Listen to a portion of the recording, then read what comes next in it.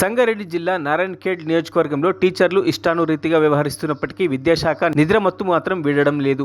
మారుమూల ప్రాంతాలలో ఎవరు వస్తారులే అని ప్రభుత్వ ఉపాధ్యాయులు విధులకు డుమ్మా కొడుతున్నారు. కంక్టి, నాగల్గిద్ద, సిర్గాపూర్, మనూర్, కల్హేర్, నారాయణఖేడ్ మండలాల్లో ఉపాధ్యాయులు ప్రభుత్వ స్కూళ్లలో ఇష్టం వచ్చినట్టు వ్యవహరిస్తున్నారు.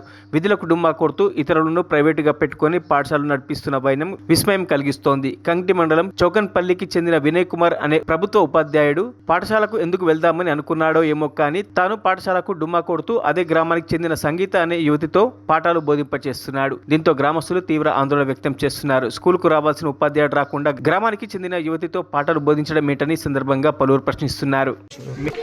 మేడం ఏం పేరు మీది? సంగీతనా? ఇదే విలేజా?